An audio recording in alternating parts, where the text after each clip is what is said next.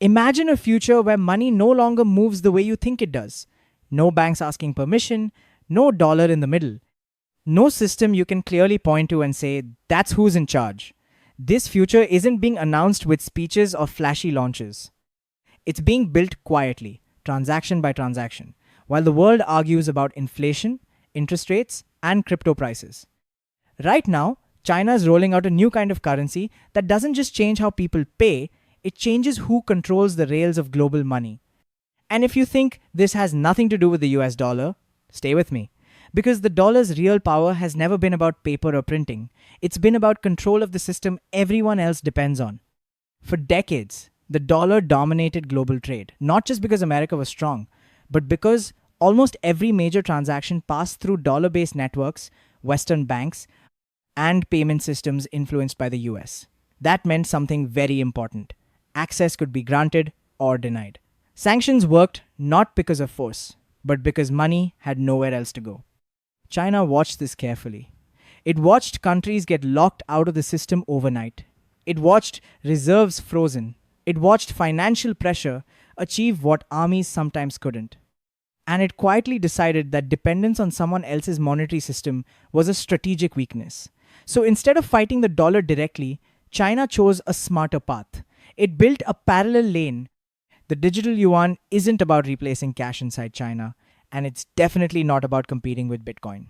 It's about designing money that moves instantly, settles directly, and doesn't need to touch US controlled infrastructure.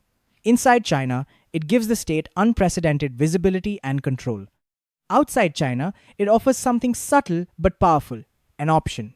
And options are dangerous to systems built on exclusivity. At first, this looks harmless: faster payments, lower transaction costs, easier cross border trade. No political statements, no dramatic shift, but systems don't need mass adoption to matter. They need strategic adoption. If energy deals, infrastructure projects, and bilateral trade settlements start using a non dollar system, even at the margins, the dollar's leverage weakens. Not collapses, weakens. Slowly, quietly. Let me ask you something right here and really think about it. If global trade can happen without touching the dollar, even some of the time, how much power does the dollar actually lose over the next 10 or 20 years? That's the real question. Because the dollar's dominance has never been absolute by law, it's been absolute by habit. And habits change fastest when technology makes alternatives frictionless. China doesn't need Europe or America to switch. It needs partners already inside its economic orbit. Countries in Asia, Africa, and the Middle East that trade heavily with China and are tired of currency risk, sanctions exposure, or dollar shortages. For them, using a Chinese digital settlement system isn't rebellion, it's convenience. And convenience is how systems spread without resistance. From Washington's perspective, this is deeply uncomfortable.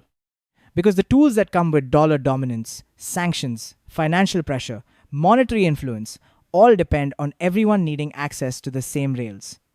Once parallel rails exist, enforcement becomes harder, slower, and less certain. This doesn't mean the dollar disappears. It means the future becomes fragmented. Multiple systems, competing standards, less transparency, more geopolitical tension hidden inside payment flows most people never see. And here's the human side most discussions miss. Money isn't just economics, it's trust. It's stability. It's the invisible structure behind prices, jobs, and savings.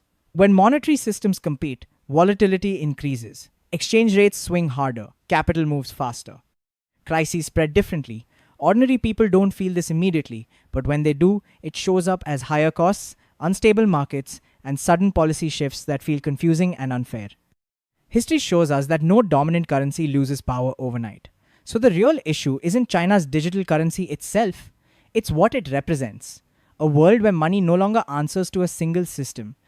A world where financial power is more contested, more fragmented, and harder to control.